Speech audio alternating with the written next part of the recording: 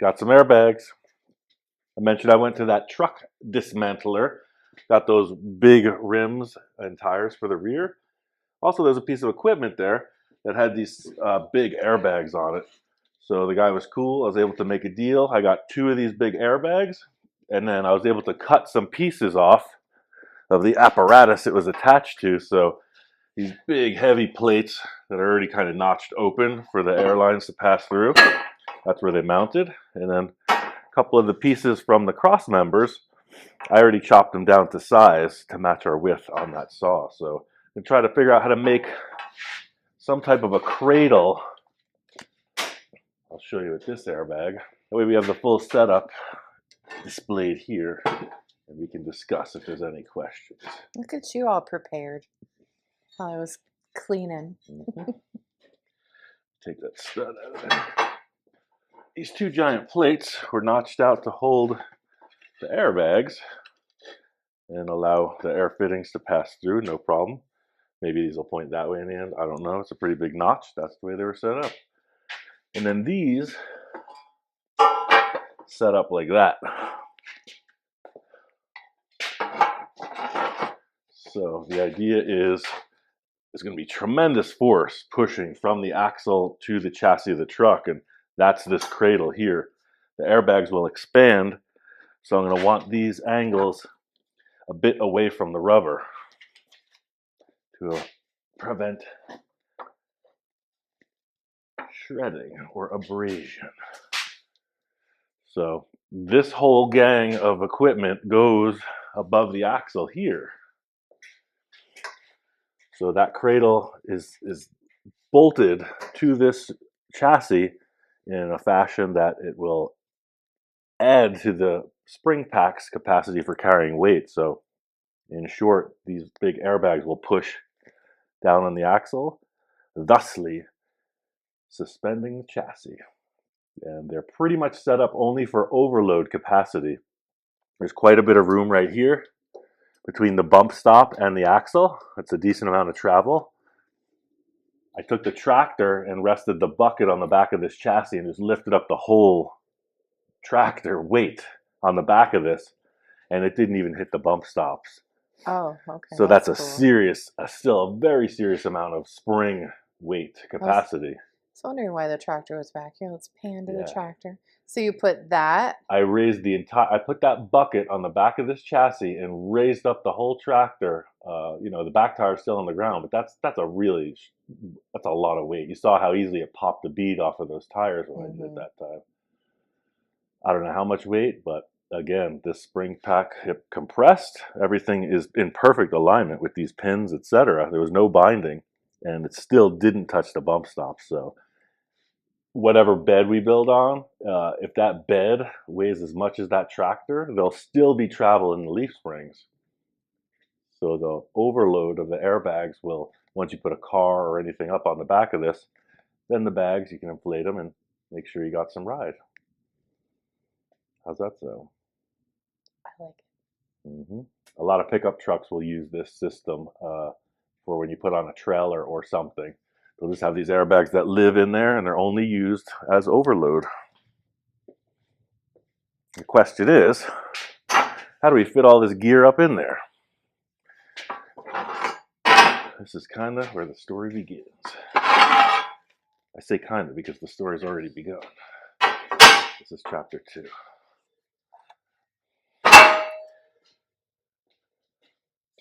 Hear that? Luke, I am your father. So when you set these things in place, they take up quite a bit of room in there. And the thing is, I don't want them to hit anything metal. When the airbag hits the metal, it pops. And that is a sad day for everyone. So you can see there's a decent amount of room in there for the bags to not hit the chassis or each other.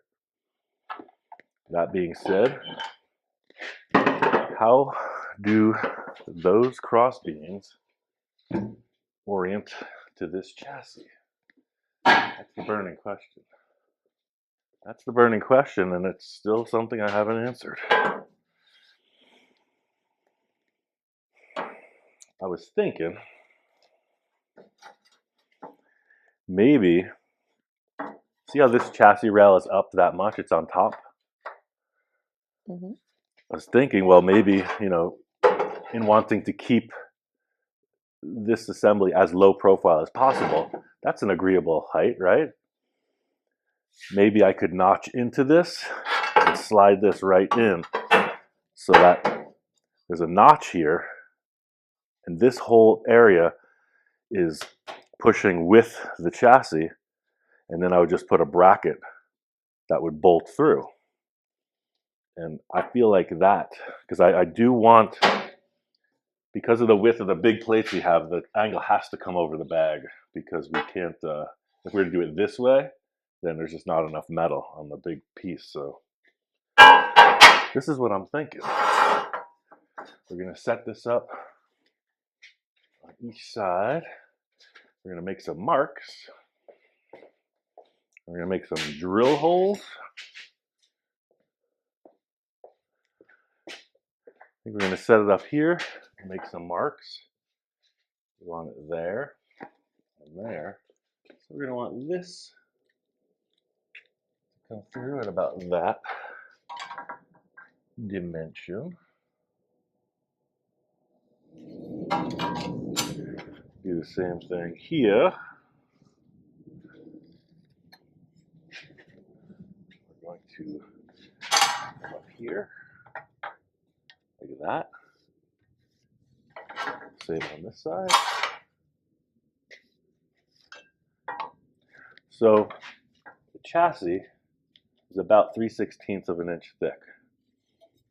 Because I'm just that guy, I'm going to guesstimate it's that thick.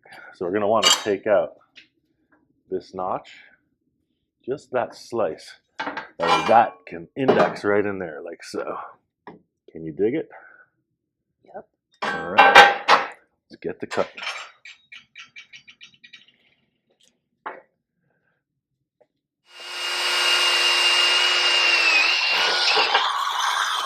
When I have to dead end a long cut like this, a lot of times I'll drill a hole at the end. That way you come right into it, and it's got a nice radius end of the run. It is 3/4 out. Is, oops.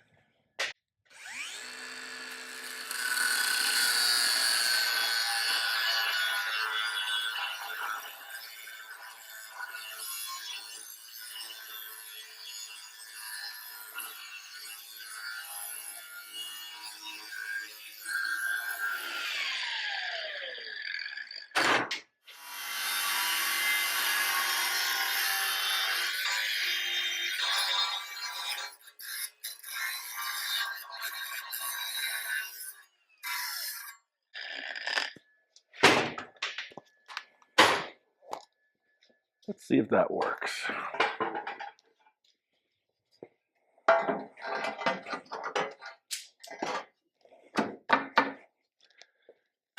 It's close. Looks like we got to come in about 1 inch. So that's about a 1/2 inch per side. Yeah. Let's clip this off and see what happens.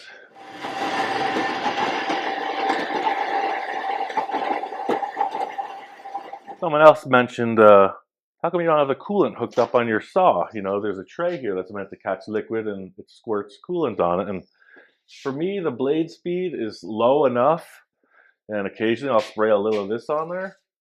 This blade has been here for years. We said that in another video as well. This blade is about 4 years old.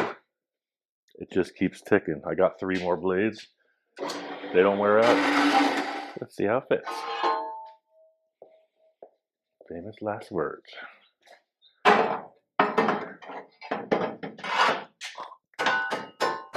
a glove.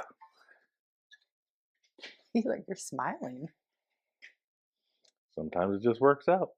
Let's transfer these measurements to the other piece and make a twin. I like it when it's just a hammer tight fit. That's perfect.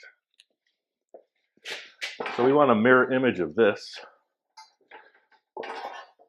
So we'll take this piece, set it up, take this piece, set it up. So we're gonna have to cut off an inch and then create our little notches. Let's see. Mm-hmm. This again is template making, but this is like real deal template. It's actual piece that you're using instead of a piece of cardboard or something. All the same process. And now instead of all that hullabaloo with the square and all the other things, you just trace right in. Trace that.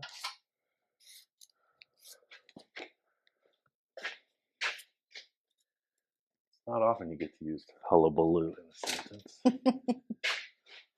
Hullabaloo. I take the advantage when it's presented. So I use that piece as an actual guide. I wasn't able to trace this line that tight with the marker, but I'm using that as a reference, and I'll use this as the other reference.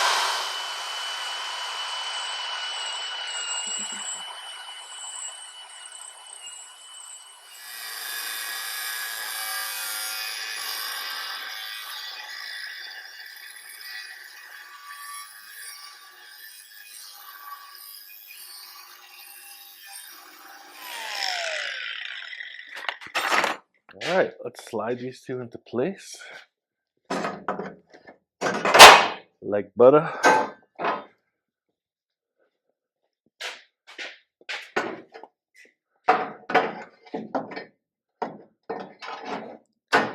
Look at that.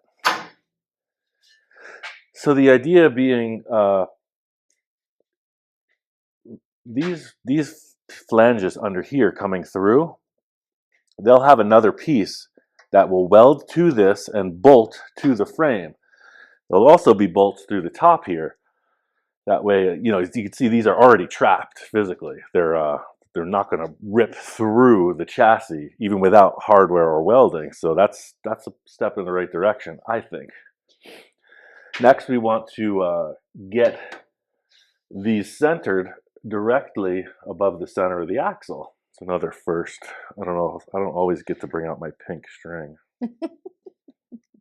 What would you think this was for if you saw this sitting in the hardware store? Tying up garden stuff because it's pink. I don't know. Just guessing. I know that you've tied up some garden stuff at your mom's house. I saw the hollyhock. Oh my gosh. That was a big plant, and Did you see how much string was in the tomato plants? Oh, there's string all over the place in that garden. It looked like a freaking macrame up in there. It's like, what in Tehachapi is going on? That garden was something else. It really took off. I gotta say, it was the very first tomato bush I've seen at ground level. There's tomatoes everywhere on the ground. Everywhere. So, I still haven't addressed what the pink string is for. No, you have not. If I was to use a word, 2 words, what if I'd said to you plumb bob? Do you know what that is? Say that again? Plumb bob. Plumb bob? Not SpongeBob. Plumb bob.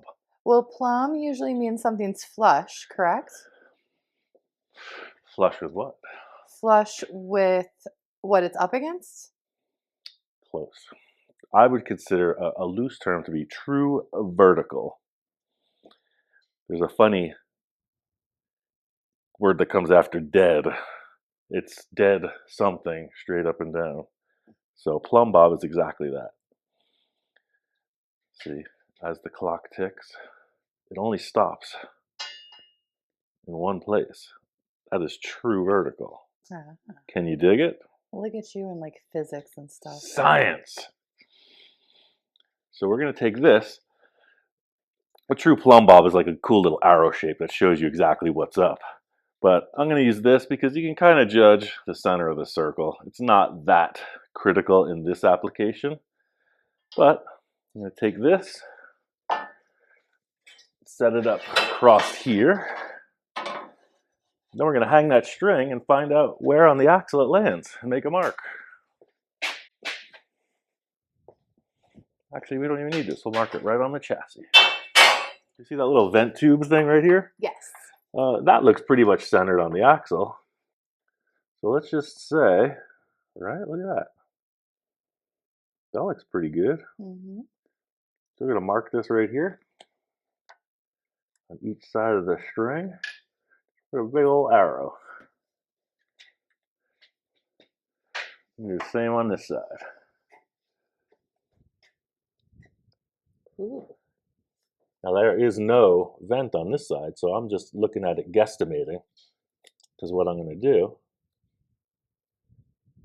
is just use those as a temporary, and I'm going to measure off of the actual chassis and see what's up. The installation and the position of these bags have nothing to do with the alignment of the suspension on the truck or anything. They're simply pushing to support weight. So even if they're, I'd say, 1/4 of an inch off, as long as your brackets are landing securely, the truck's not going to know the difference. But I'm measuring it off here just to ensure. So we're going at 9.5 on center. This one is 9 5/8, so it's close. Let's make another measurement. You don't know that we cut the back of this chassis off evenly, so let's come off of this rivet. So we're going to say from there to the rivet is 16 3/4. From there to the rivet. See, this matches, this means even, so these might not be perfect. But like I say, that's 1/8 inch off at the worst case scenario. I'm going to bet they're right on the money because those are the marks I made. Just eyeballing it. That's a lot of talk as usual. Any questions?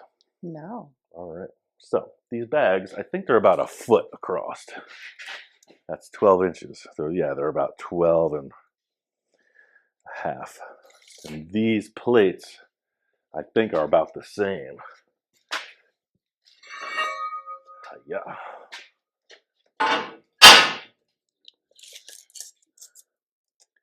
These are 12 3/4.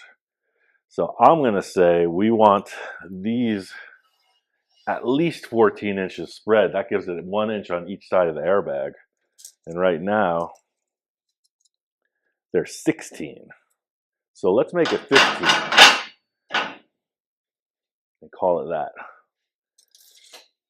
But because of the 15-inch spread, we need them centered here. So what's half of 15? 7.5. Good. Look at that. We'll bring it to 7.5. And we'll bring that to 15.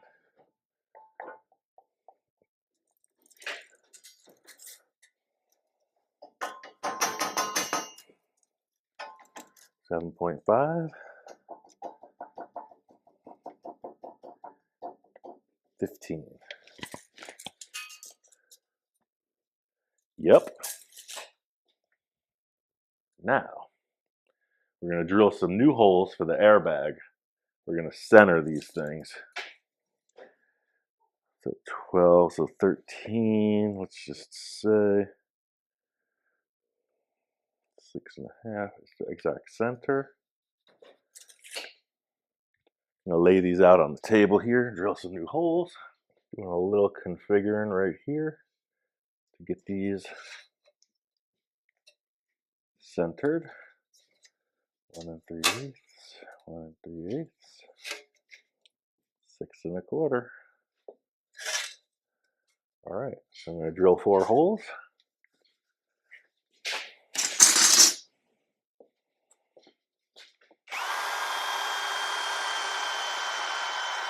When I drill through thicker steel, I do use some lube on the drill bit because it will get real hot and it'll get dull. This is actually just a thread anti-seize. It has copper in it too, so it's working pretty good. I just had an old thing of it, and anti-seize, so you're drilling, it doesn't seize, I don't know. It works. Right. Upsize those holes. That is a dull old drill bit. I called it. It's going to open them up to this big because that's pretty darn big. Welcome to the world of grassroots fabrication. Never having the right drill bit. Even though I've been doing this for forever, still always looking for the sharp drill bit. Ooh, look at that one. I bet it's the same size though. That's 3/8, but that is brand new. Let me see. Ooh. So let's upsize it to that and then we'll see. That is a nice one. Ooh, look at that cut. This is the stud. No, that's it. Boom. But just one thing I know, my measurements are not going to match that. So we're going to have to make the holes a little bit bigger. Because the spread, right? I mean, let's try it. Let's just drill through, see what happens. Put a little juice on this to keep it nice.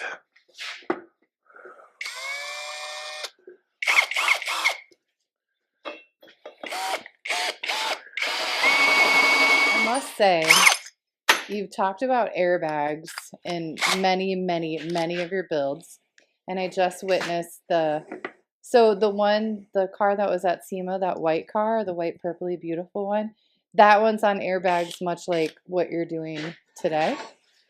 Exactamundo. Ah, yeah. They're located a bit differently than this because Uh-huh. the Crown Vic has coil springs. Uh-huh. This has leaf springs. So the coil spring is about the shape of an airbag but smaller. So you put it right into the suspension without building all this. Oh. You do put some plates in there, but you don't have to build that cross beam like I'm doing. Got it. So do non-custom cars, like say our Tucson, for instance, that would never come with airbags, would it? A lot of modern vehicles do. Yeah. They do? Yeah. So they ride like their suspension is part of the airbags?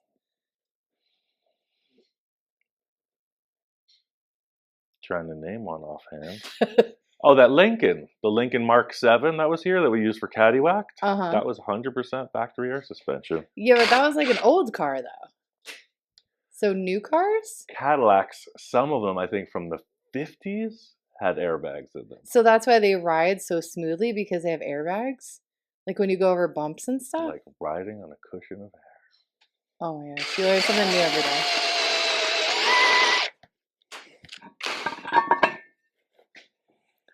All right, so even though the holes aren't a perfect alignment, see one big washer over that? No problem. Some of your tools remind me of like going to the dentist. That's a pretty big tooth puller.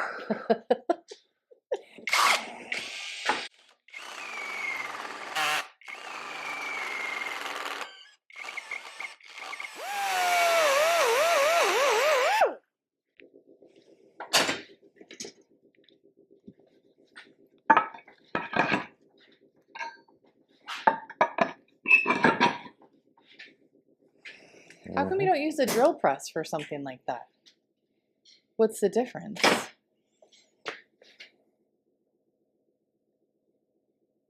There is no difference. Would the drill press make it easier? Way easier. Why do you get yourself all frustrated? I see your frustration. I don't know. I was walking in there, I was changing out the dryer stuff. That's a nice drill press.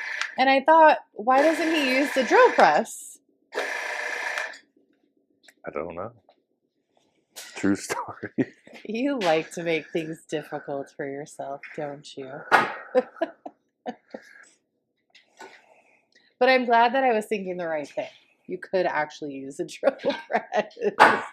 The hero in any story must face multiple challenges. I'm not trying to punk you or anything. It was like a really honest question. This is the hero's journey. If there's no struggle, how can you be a hero?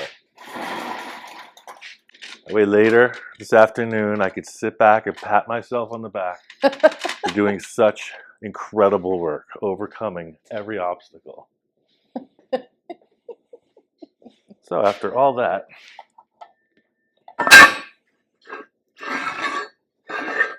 it finally fit. You have to get some longer bolts. These are good temporary holders. Nice big washer on there. All good. Cool. So I'm going to set these two plates on there on the mark in parallelism.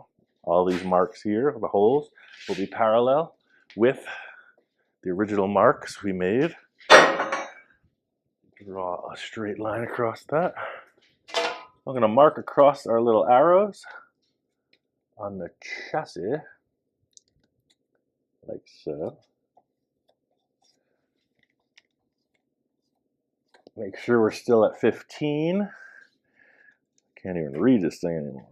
It's all stained from sitting out in the rain. That's 15. Yeah, we're good. I'm gonna get 4 clamps. See how that pulls it right into perfect alignment.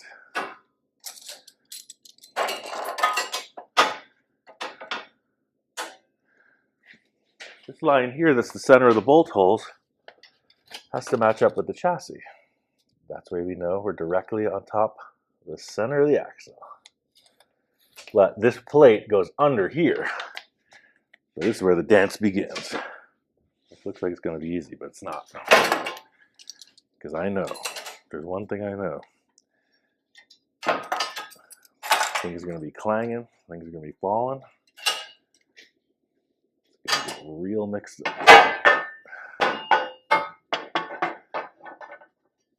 That's heavy. I'm taking some of the clamp out of this. This is just going to be floating right now. That way we can get these all lined up.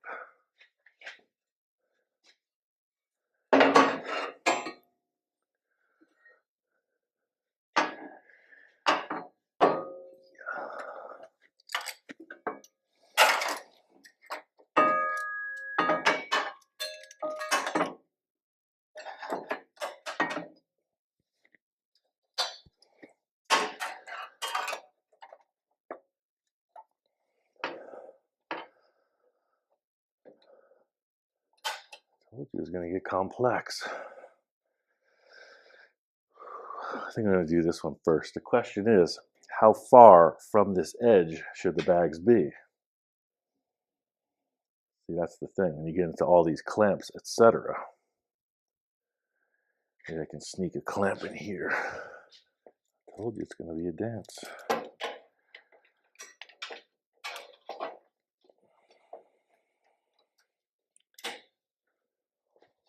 I'm trying to keep them equidistant from the chassis. How much, we don't know. I'm just guessing by looking at this. From the hole to the edge is about 3.5. That's very tight. So ultimately 4 inches would give us a lot of room.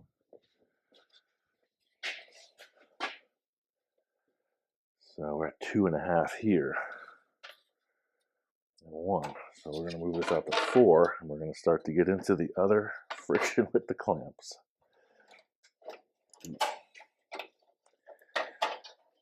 We could do 1 and 1, but trying to set them up together. So now, wow, that's far. That's 4 inches off. It's 4 inches off the edge of the chassis.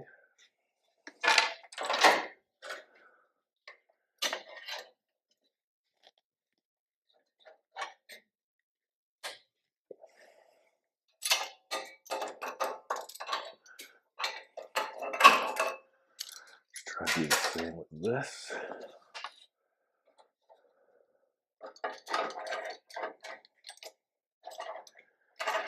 You gotta have like 5 arms. Huh? You gotta have like 5 arms. If I was an octopus, imagine the things I could build. Like tentacles.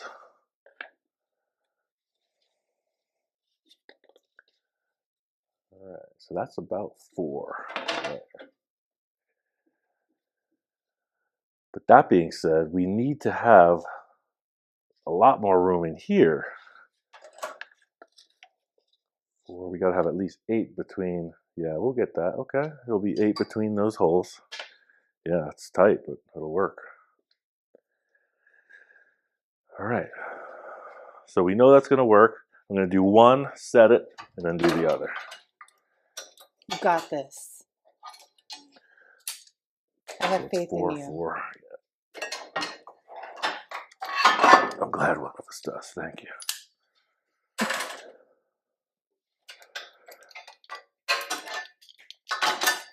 Okay, so this is still where it needs to be. This is looking close. That's that. We're going to come in. We're going to do 3 3/4 just because I'm feeling that way. If I have to grind a little bit of that chassis off, then I'm gonna, because I ain't scared. So that's that. Now I can weld this together because this isn't that chassis of the truck. This is just mild steel. So that's the whole thing. I'm going to go and put a couple good tacks on that because I feel confident. This is where it's done place. That is 3 3/4 from the hole. And then from the mark, across the bolt hole to the mark, is straight. I'm going to put 2 good tacks on this one. Got a bit of a tailwind coming in, so I'm going to shield this.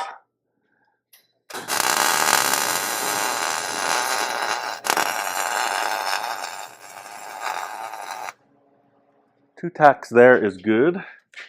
Now we're going to recall that these have to be spread 15 inches, just to double check. This one looks like it may have moved. Indeed it has. It's moved 2 inches. So these are tacked, that's clamped. We can take this off. Let's move this back to 15. That's there. Okay, so those are measuring up. 15, 15. Nothing moved. Come in here with a good clamp. Now I'm going to tack that.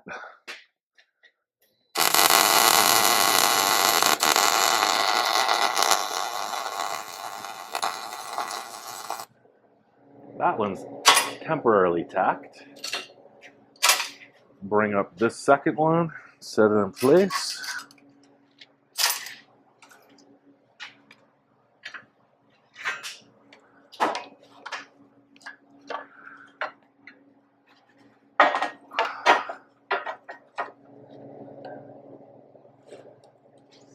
It's darn close. Let's check this. Just gonna come just a little bit like that.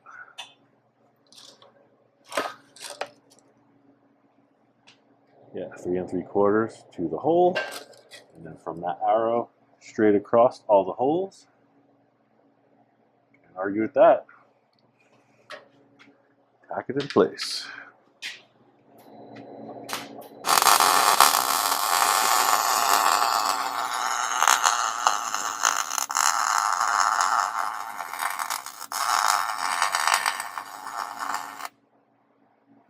So it's pretty clear here how my thought has translated into the stacking of metal. So should anything come apart, you're going to hear some clunking around. I mean, I can't imagine it ever coming apart, but these plates are trapped physically. They're not like a weld that's going to separate and pop apart.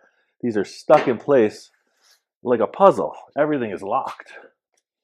So you could almost run it like this. Seriously. I mean, over time it will, it will fatigue and break apart, but that is super strong. The next step is to create the perches for the airbags to land on the axle. The axle can be welded to. You can see it's a fabricated piece because there's clearly weld beads across it. So that's going to be the next thing. I'm going to do a little more configuring, come up with some lower perches, and that'll be in the next one. Maybe a short, I don't know. Not a lot of super tech, but definitely informative. So this is like heavy duty airbag installation. Stay tuned. This tray is going to be like, it's not going to break, like no matter what. So that's what I was going for. So stay tuned for part 2 of the airbag. installation. Airbag dilemma, chapter 2 coming next.